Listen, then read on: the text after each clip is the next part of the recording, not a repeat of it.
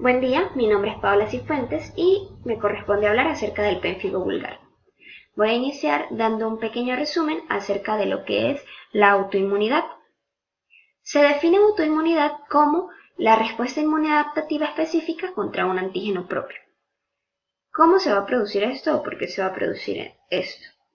En ciertos individuos, las células T y B específicas para un antígeno propio van a saltarse los mecanismos generadores de tolerancia. Esto va a propiciar que estas células sean capaces de atacar los tejidos donde se encuentre el antígeno para el que son específicas. Esto no va a ocurrir por un fallo general de todos los mecanismos generadores de tolerancia, sino que va a ser por fallos puntuales en los mecanismos generadores de tolerancia contra los antígenos propios específicos para cada una de las enfermedades autoinmunes. Vamos a tener como característica diferenciadora de las demás respuestas inmunes del organismo que las respuestas de autoinmunidad, el autoantígeno va a prevalecer en el cuerpo, va a permanecer durante el tiempo, ya que no va a ser eliminado por el organismo, por el cuerpo, este va a permanecer y por tanto las enfermedades se tornan crónicas, las enfermedades autoinmunes suelen ser crónicas y duran toda la vida. El pénfigo vulgar es una enfermedad autoinmune órgano específica que ataca piel, mucosas y sus anejos. Sobre todo va a atacar la mucosa oral. Se va a caracterizar histopatológicamente por la presencia de acantólisis, que va a ser la pérdida de adhesión entre las células epidérmicas.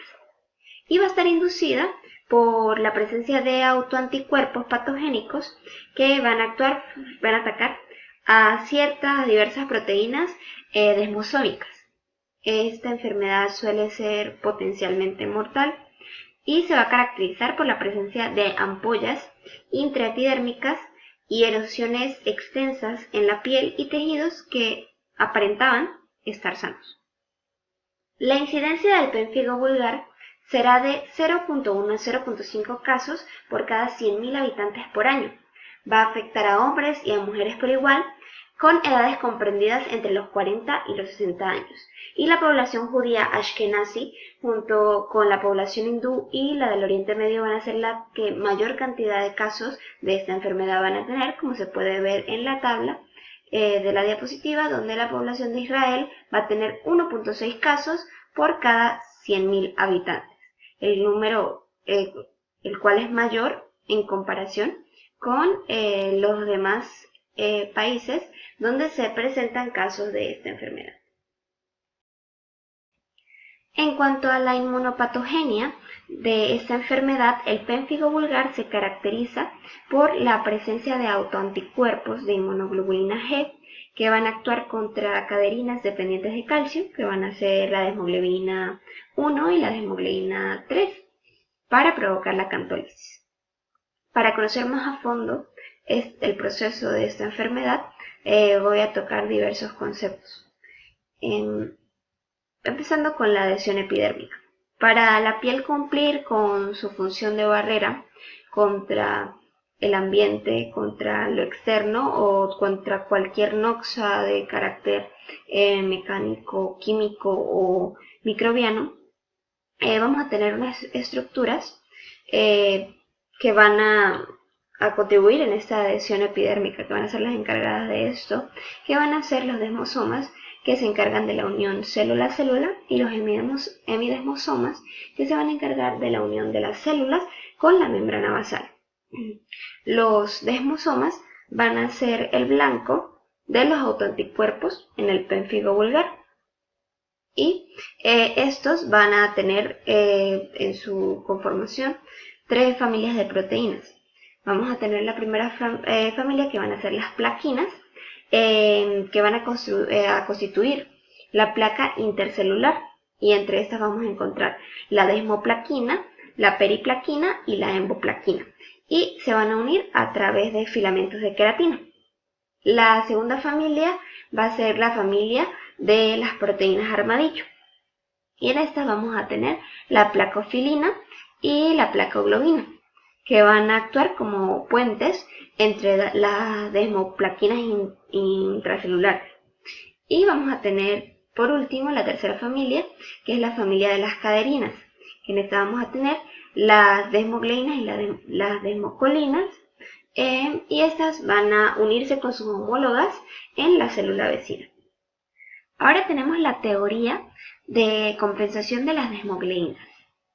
Para comprender esta, vamos a realizar una comparación del pénfigo vulgar con otro tipo de pénfigo similar llamado pénfigo foliáceo. Las diferencias clínicas e histopatológicas de estos dos se van a explicar a través de esta teoría. Vamos a tener que existen 4 tipos de desmogleína, de las cuales la 1 y la 3 se van a conseguir distribuidos en diferentes cantidades en la piel y en las mucosas. Vamos a tener que haber mayor proporción de desmogleína 1 en la piel y mayor proporción de desmogleína 3 en las mucosas. Entonces, en el pénfigo foliáceo, los autoanticuerpos van a estar dirigidos a atacar a la desmogleína 1. Por lo tanto, vamos a observar que va a haber un fenómeno de acantólisis, pero en la capa subcórnea. Y en la piel la desmogleína 3 no va a ser suficiente para compensar el bloqueo funcional ocasionado por los autoanticuerpos. Pero en la mucosa la desmogleína 3 sí va a ser suficiente para mantener la adhesión del tejido y no se van a provocar lesiones ampollosas en esta. Por lo tanto, en el pénfigo foliáceo no vamos a encontrar lesiones en las mucosas. En cambio, en el pénfigo vulgar se van a ver afectadas o van a estar atacadas por los autoanticuerpos tanto la desmogleína 1 como la desmogleína 3. Por tanto, una no va a poder compensar a la otra y no hay mecanismo de compensación, entonces vamos a tener la aparición de lesiones debido al fenómeno de acantólisis tanto en piel como en mucosas. El pénfigo vulgar es una enfermedad mediada por autoanticuerpos que van a estar dirigidos contra antígenos propios como la desmogleína 3 y contra otros autoantígenos como la desmogleína 1 en el 50 al 75% de los casos. Se han descrito otros autoantígenos presentes en esta enfermedad como la desmoplaquina, el receptor de acetilcolina alfa 9, otras moléculas de la superficie de los queratinocitos como la penfaxina y la anexina, que podrían funcionar como receptores de acetilcolina. Solo se han visto pocos casos donde haya autoanticuerpos dirigidos contra las desmocolinas, en específico la 1 y la 3, y en los últimos años se describió la presencia en esta enfermedad o la participación de la desmogleína 4, realizado en experimentos con murinos, que son un tipo de roedor, donde se demostró que los autoanticuerpos dirigidos contra la desmogleína 1 tenían una reacción cruzada con el autoantígeno desmogleína 4. Pero se dice que puede que este esté involucrado en la patogenia de esta enfermedad, pero aún se necesitan estudios adicionales para definir cuál es en sí el papel que desempeña en la misma. En cuanto a los factores genéticos de esta enfermedad, vamos a tener que el pénfigo vulgar va a pertenecer al grupo de enfermedades autoinmunes que van a estar fuertemente relacionadas con el complejo mayor de histocompatibilidad. El pénfigo vulgar se va a asociar a los alelos HLA de RB10402 en pacientes judíos y HLA de QB10503 en pacientes no judíos. Estos alelos van a codificar para moléculas de HLA, de antígeno leucocitario humano, de la clase 2, que se han visto implicados en la presentación de epítopes de desmogleína 3 a los linfocitos T autorreactivos. En la presencia de cualquiera de estos dos antígenos leucocitarios humanos en la genética del paciente va a aumentar hasta 14 veces la posibilidad de padecer de pérfido vulgar. En cuanto a los factores desencadenantes, se ha descrito que las personas genéticamente susceptibles van a tener un mayor riesgo de desarrollar la enfermedad cuando se encuentran expuestas al consumo de fármacos en cuya estructura esté presente un grupo tiol, como la de penicilamina y el captopril, o que esté presente un grupo amida, como en el caso de el enalapril, la rifampicina, la cefalosporina o la penicilina. Un estudio que realizó Heyman y sus colaboradores, que ha sido uno de los estudios más grandes de esta enfermedad de grupos grandes de personas, consistió en seguir durante 5 años a un grupo de 150.000 judíos, de los cuales 363 presentaron el pérfido vulgar. Pero se pudo comprobar que existía una asociación con el consumo de penicilina 6 meses previos a la aparición de la enfermedad. También debemos tener en cuenta que existen alimentos cuya estructura molecular se asemeja a la estructura que poseen los fármacos anteriormente mencionados y que pueden tener una relación directa con la inducción del pérfido, ya sea por provocar fenómenos de acantólisis, el daño en los desmosomas o el estímulo de la autoinmunidad mediada por anticuerpos. Entre estos también se van a encontrar aquellos alimentos que contengan en su estructura un grupo tiol, como son las cebollas, los ajos, los puerros, las cebolletas, los que posean un grupo fenol que va a estar presente en la tartrazina, en el aspartamo y en las tinturas de benjuí, los isocinatos que están presentes en el aceite de mostaza, los alimentos que posean taninos, que van a estar presentes en el roble, en la yuca, en el mango. También se ha encontrado una relación de la reactivación o la reaparición del pérfido vulgar en productos herbales que contengan echinacea y espirulina. Esto va a ser debido a que se ha demostrado que ellos estimulan la producción de citocinas proinflamatorias, como la interleuquina 1, la interleuquina 6 y el factor de necrosis tumoral alfa, a través de los macrófagos, las células natural killer o los neutrófilos. Y se dice que el factor de necrosis tumoral alfa pudiera ser el que tiene ese poder de inducción de las recaídas en el pérfido vulgar. También se ha asociado la aparición de esta enfermedad al uso de materiales de jardinería, de pesticidas, de vapores metales y también con la infección por el virus del herpes 8, del herpes humano tipo 8, pacientes en China. En cuanto a la inmunidad celular, vamos a encontrar diferencias entre aquellos individuos que continúan sanos pero tienen alelos de antígeno leucocitario humano de riesgo y los pacientes que ya presentan en sí el pérfido vulgar. La primera diferencia que vamos a encontrar es la relación entre las respuestas de tipo TH1 y TH2, que en ambos va a ser distinta. Los individuos sanos que presentan los alelos de riesgo van a tener un predominio de linfocitos TH1 autorreactivos, que estos van a ser productores de interleuquina 2 y interferón gamma. Y en los pacientes con pérfido vulgar vamos a tener que va a ser predominante los linfocitos T autorreactivos TH2, que son los productores de interleuquina 4, interleuquina 5 e interleuquina 13.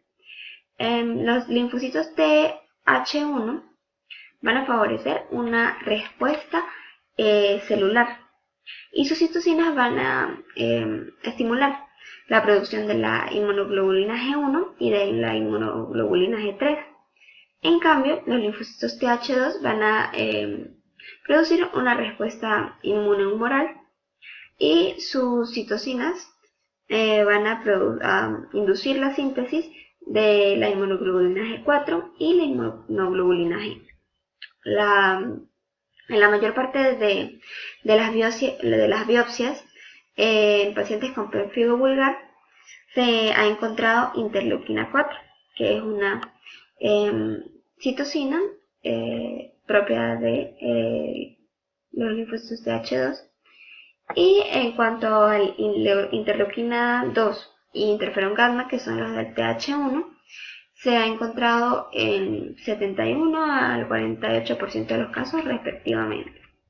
La otra diferencia que vamos a tener entre los pacientes sanos con su alelo de riesgo y los pacientes con pemphigo vulgar va a ser la presencia de los linfocitos T reguladores. En los individuos sanos, la mayoría de los linfocitos T, que son autorreactivos contra la hemoglobina 3, van a ser reguladores de tipo 1 o TR1. Y estos van a ejercer una acción inhibidora contra la proliferación de esos linfocitos T patogénicos. Por lo tanto, van a disminuir o pueden ser una de las causas de que esa enfermedad no se haya manifestado. A diferencia de los pacientes que poseen pemphigo vulgar, donde van a predominar en sí los linfocitos T autorreactivos de tipo TH2 y va a tener una menor cantidad de linfocitos TR1. Y esto propone que esta ausencia de linfocitos T reguladores 1 induzca la pérdida de tolerancia hacia la hemoglobina 3 y por tanto la destrucción de los desmosomas.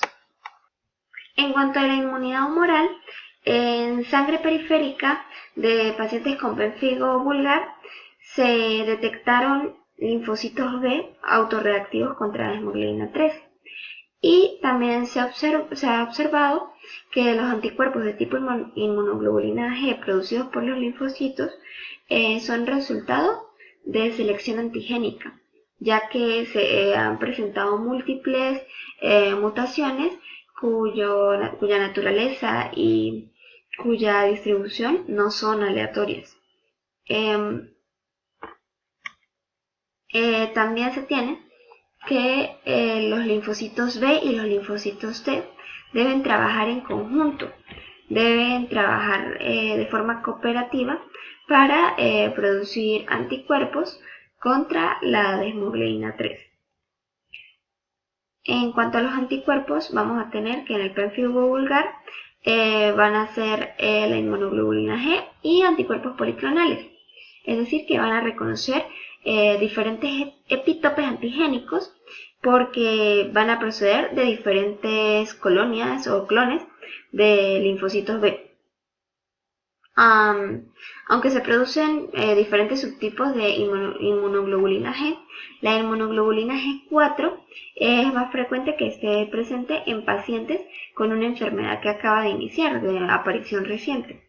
Y también se puede observar, se puede hallar en pacientes con una enfermedad ya avanzada. Pero en estos últimos también se puede conseguir inmunoglobulina G1. Los anticuerpos de esta enfermedad, como ya se ha dicho en los anteriores conceptos, van a estar dirigidos contra la hemoglobina 3, pero en específico contra la zona amino terminal de esta proteína. Para finalizar con la inmunopatogenia de la enfermedad, voy a hablar acerca de los mecanismos de acantólisis.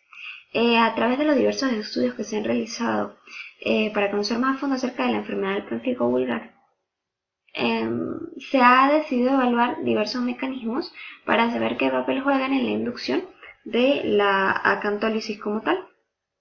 En cuanto a estos, tenemos 4 que se estudiaron, empezando por la neutralización, donde los anticuerpos van a bloquear directamente la adhesión de la molécula al sitio de unión, y esto va a provocar la pérdida de la función de la misma, es decir, de la adhesión.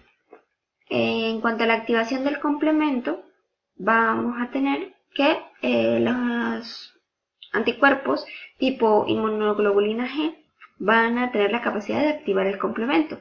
Y se ha observado la existencia de depósitos de S3 en las biopsias estudiadas con inmunofluorescencia directa. Por tanto, se pensó que este podría tener alguna relación directa con la inducción del mecanismo de acantólisis. Pero se comprobó que la acantólisis puede ocurrir en ausencia de activación del complemento. Además de que la inmunoglobulina G4 no es inductora de la activación del complemento, y esta es una de las que se encuentra en mayor cantidad o más presente en el pérfido vulgar, este anticuerpo. Entonces, eso comprueba que no es necesaria la activación del complemento para producir la acantólisis. En cuanto a la activación celular por receptores FC, también conocidos como FCR, ciertos estudios donde se transfirió de forma pasiva fragmentos de inmunoglobulina G, se reveló que no es necesario la inducción de las células inflamatorias por parte de estos receptores o la activación de las mismas para provocar o para que se induzca la acantólisis. También se realizaron experimentos de transferencia pasiva de estos anticuerpos de inmunoglobulina G en ratones que tenían deficiencia de elastasa, de neutrófilos y de gelatinasa B, y se produjo acantólisis, lo cual demostró que no es necesaria la existencia de estas enzimas para que se produjera la acantólisis. Y por último, la señalización dependiente de anticuerpos, en donde vamos a tener que tanto los anticuerpos como otros factores humorales van a activar diferentes cascadas de señalización que van a llevar a la apoptosis de los queratinocitos y al desensamblaje de todo el citoesqueleto, lo que va a ser responsable en sí de la acantólisis como tal. Entonces, por tanto, de estos mecanismos, los que realmente inducen la acantólisis van a ser la neutralización y la señalización dependiente de anticuerpos. Las manifestaciones del desensamblaje del citoesqueleto en los queratinocitos van a ser dadas por la retracción de filamentos intermedios de queratina y la reorganización de la actina. Diferentes eventos celulares se han relacionado con estos fenómenos, como el reciclaje de los desmosomas, la disminución de los depósitos de desmogleína 3, la reorganización directa del citoesqueleto y la redistribución de placoglobina. Distintas vías y moléculas de señalización celular se han implicado también en estos fenómenos. En cuanto a la alteración en el ensamblaje y desensamblaje de los desmosomas, este va a estar atribuido directamente a la activación de la fosfolipasa C. Esta activación va a ocurrir al momento de la unión del anticuerpo con el antígeno de superficie.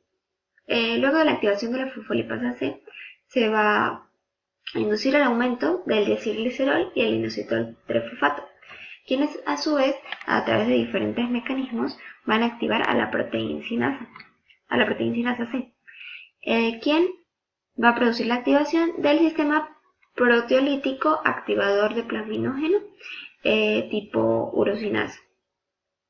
Se cree que esta vía va a alterar el reciclaje de los desmosomas.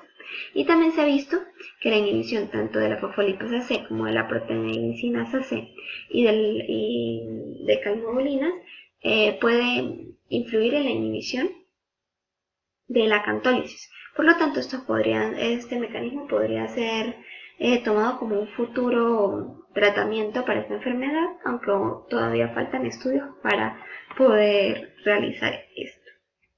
Cuando se une el anticuerpo a la desmogleína 3, se va a crear un complejo llamado complejo inmunoglobulina G, desmogleína 3, placoglobina. Este va a ser endocitado y va a ser transportado por los lisosomas. Se cree que en este proceso la desmogleína 3 es degradada, ya que se ha comprobado que ocurre una disminución de la misma en los desmosomas y en otros compartimientos del cuerpo. Luego de que se produce este proceso. Una de las moléculas que podría estar relacionada con esta disminución de la hemoglobina 3 es la proteincinasa activada por mitógenos P38, que se conoce también como P38-MAPK. Esta cinasa se va a activar después de la unión de los anticuerpos a la superficie de los queratinocitos y puede disminuir ante la actividad de la RHOA, que es una GTPasa que va a estar relacionada con el anclaje de proteínas desmosomales a el citoesqueleto. Cuando disminuye la RHOA, va a ocurrir que la deshemoglobina 3 va a perder su anclaje al citoesqueleto y va a haber un cambio, una reposición del puesto de esta en la célula, un cambio de lugar, y lo cual induce a la retracción de los filamentos intermedios de queratina. La pérdida de la adhesión intercelular también va a estar afectada por una redistribución de la placoglobina, ya que esta proteína tiene varias funciones, como anclar la deshemoglobina al citoesqueleto, va a servir como molécula de señalización y va a regular la transcripción de ciertos genes. Después de que ocurre la unión de los autoanticuerpos a la superficie de los queratinocitos, se produce una disminución de la placoglobina nuclear. Esto puede que se relacione con un transporte deficiente al núcleo de la misma, lo que va a impedir llevar a cabo la función reguladora que ésta posee, induciendo así la acantólisis. Además, la apoptosis de los queratinocitos también va a ocurrir cuando se produce la unión de estos autoanticuerpos a la superficie celular. Va a existe evidencia de que los autoanticuerpos incrementan la síntesis de moléculas relacionadas con la vía de la Fas en los queratinocitos, como la molécula Fas, la Fas-L y la caspasa 8, que van a inducir apoptosis por esta vía. También se ha tenido que hay un aumento en la síntesis de moléculas como el óxido nítrico, el P53, el VOX y la disminución de expresión de proteínas antiapoptóticas de la familia BCL22.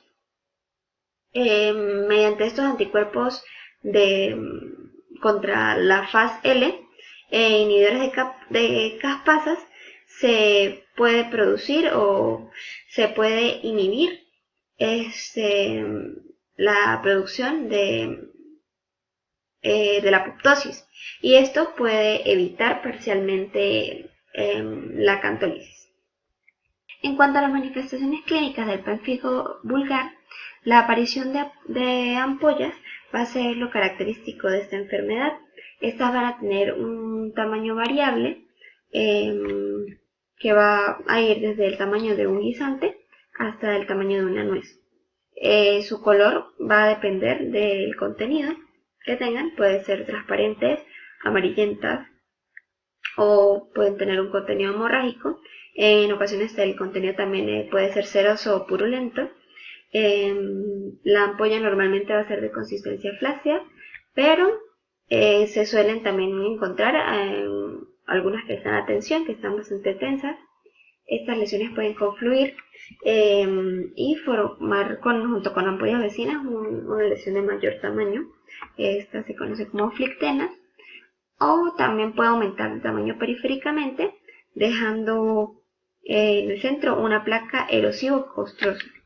Estas suelen presentarse sobre piel aparentemente sana, que no tenía ninguna lesión previa, y también puede aparecer un halo inflamatorio, que es más notorio cuando el contenido de la ampolla es purulento. En el 50 al 70% de los casos de pénfigo vulgar, el inicio del cuadro clínico comienza en la mucosa, en especial en la mucosa oral. Las lesiones a nivel de la mucosa van a ser características y constantes en el pénfigo vulgar. Las lesiones a nivel de la mucosa oral van a ser dolorosas, se van a encontrar casi siempre al comienzo de la enfermedad y prevalecen durante la misma, pero son de las primeras que se consiguen, las primeras lesiones que se consiguen, y van a ser resistentes al tratamiento. En la mucosa de las mejillas vamos a observar que se van a formar erosiones grandes, extensas e irregulares, que van a dejar al descubierto una mucosa que es hiperémica y que puede tener a su vez placas blanquecinas. También va a afectar a los labios, provocando erosiones y costras, además de un collarete descamativo, como se observa en la imagen, o restos epidérmicos. También puede afectar la mucosa gingival y da origen a erosiones o lesiones en el alrededor de las arcadas dentarias. También afecta el paladar blando. En este normalmente se observan erosiones o lesiones aisladas. Y afecta también la lengua, en donde las lesiones erosivas suelen ser mucho más dolorosas. Suele afectar otras mucosas como la conjuntiva, la mucosa de la nariz. También en ocasiones se ve la afección de dos o más mucosas simultáneamente, no solamente una. Y en los casos en que la enfermedad tiende a ser mucho más grave, vamos a tener lesiones en la faringe, en la laringe, en el esófago, en la mucosa anal y en la mucosa genital, que son acompañadas de mucho dolor. Por otra parte, del 10 al 15% de los casos de pénfigo vulgar se van a manifestar inicialmente con una lesión cutánea, que bien puede ser una ampolla única o un brote de lesiones múltiples diseminadas. Pero es más común que las lesiones cutáneas aparezcan meses e incluso años después de la aparición de las lesiones mucosas, que, como ya había dicho anteriormente, son las que primero aparecen. Y en ocasiones, que es más raro aún, aparecen simultáneamente tanto las lesiones cutáneas como las lesiones mucosas. Las ampollas pueden aparecer en cualquier superficie cutánea del cuerpo, pero con más frecuencia la vamos a observar en el cuero cabelludo, en la cara y en las axilas. Dada que las ampollas son muy frágiles, estas se van a desecar y van a formar erosiones, costras y eventualmente pueden formar también ulceraciones. Algunas de estas van a dejar una mancha o pigmentación residual. Esta mezcla de ampollas, costras, erosiones, láminas de epidermis despegada y lesiones pigmentadas, que son como la marca de las lesiones anteriores, van a configurar lo que se llama falso polimorfismo de la lesión del pénfigo. Ya que se dice que la lesión elemental como tal de esta afección va a ser la ampolla y que las demás van a ser el resultado de la evolución de esta. Como existe una fragilidad en la piel, en el pénfigo se puede comprobar la aparición de este también a través de dos signos, que son el signo de Nikolsky y el signo de Asbow-Hansen.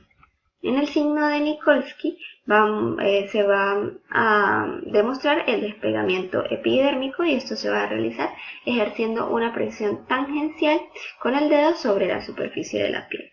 El signo de Absow-Hansen va a consistir en que va a existir un aumento periférico del tamaño de la ampolla al presionarla verticalmente. En ocasiones va a existir una sensación dolorosa en la piel, pero no va a ser constante, la misma no es constante, a menos de que existan lesiones ya en forma de erosión o úlcera, las cuales sí suelen ser bastante dolorosas. En esta enfermedad también pueden verse afectadas las uñas, incluso pueden ser la primera manifestación clínica de la enfermedad. Es un hallazgo clínico que se puede observar en el 22% de los pacientes y se van a observar diversas patologías de la uña como paronychia, onychoschicia, onychomadesis, hemorragias subunguiales y algunos cambios en la coloración como son las líneas de veado. Estas alteraciones van a aparecer sobre todo en el primer y segundo dedo de la mano y no van a tener una relación con la duración o con la gravedad de la enfermedad. Existen también los pénfigos vegetantes de Newman y de tipo alopeau, que van a ser variantes en sí del pénfigo vulgar. Estos van a presentar lesiones ampollosas que van a evolucionar de ampolla a placa erosiva, y sobre esa placa erosiva van a aparecer lesiones vegetantes. Esas lesiones van a tener mal olor y van a formar placas que presentan ampollas o lesiones en sus alrededores. Normalmente se va a localizar en estas afecciones en los pliegues, pero también se puede observar en la cara y en el cuello. Se considera que estos subtipos de pénfigo van a representar como tal el espectro del cuadro clínico, siendo el pénfigo vulgar como tal el más grave, el pénfigo vegetante de Newman una forma intermedia, y la forma más benigna vendría siendo el pénfigo vegetante de alopeau. En cuanto al diagnóstico, cuando se sospeche a través de la clínica del paciente de que posee pénfigo, se debe primero realizar una biopsia del borde de la lesión para posterior estudio histológico, que en caso de tratarse de un pénfigo vulgar vamos a tener una ampolla intradérmica que va a estar habitualmente a nivel del estrato espinoso, acompañada de células inflamatorias y algunos eosinófilos en su interior. Además, en la dermis también se va a observar un infiltrado inflamatorio mononuclear perivascular de eosinófilos. En ambos casos, en lesiones iniciales se puede ver también una espongiosis eosinofílica. En cuanto a la segunda técnica que también se puede realizar, es una biopsia, también perilesional, pero tratada con inmunofluorescencia directa, que esto va a poner en manifiesto los depósitos existentes de inmunoglobulina G en la superficie del queratinocito. Además también se puede observar depósitos de C3 del complemento. Esta va a ser como la prueba gold estándar para el diagnóstico de pénfigo, es la más segura. La inmunofluorescencia indirecta también es una técnica utilizada, pero es mucho menos sensible que la inmunofluorescencia directa. En esta se va a realizar un estudio del suero del paciente para detectar el título de anticuerpos circulantes de inmunoglobulina G contra la superficie de los queratinocitos. En cuanto a la técnica de ELISA, esta nos va a permitir detectar y medir en la concentración plasmática de los anticuerpos antidesmogleína, y esto se va a realizar directamente en el suero del paciente. Para finalizar, en cuanto al tratamiento, el objetivo del mismo va a ser inducir y mantener el control de la actividad de la enfermedad a través de la administración de la menor dosis posible del fármaco. Para esto, la mayoría de los pacientes van a ser tratados con el esquema corticoides más una droga inmunosupresora ahorradora de corticoides. Esto con el fin de reducir al máximo la dosis de los corticoides y evitar así los efectos secundarios de los mismos. Hasta la actualidad no se tiene una estrategia terapéutica óptima para tratar esta enfermedad. En sí, el pilar del tratamiento van a ser los corticosteroides, ya que estos han logrado reducir la mortalidad de esta enfermedad de un 90% a un 5%. Por el efecto ahorrador de esteroides que tienen, se deben emplear con inmunomoduladores, una droga inmunosupresora. Normalmente como corticosteroide casi siempre se utiliza la prednisona y se va a poder combinar con azatioprina, con ciclofosfamida, con micofenolato mofetil, con inmunoglobulina humana intravenosa, ciclofosfamida, metrotexate, compuestos de oro, plasmaferesis. Eso es en cuanto al tratamiento farmacológico. Ya para ayudar a la evolución, a la mejoría de las lesiones, se recomienda que el paciente asista con un dermatólogo que le pueda facilitar el tratamiento de la enfermedad. Al inicio de la misma, cuando las lesiones son muy agresivas, es necesaria la hospitalización del paciente para la limpieza y el vendaje de las lesiones, la cual se realiza de manera muy similar a el vendaje de las lesiones provocadas por quemaduras.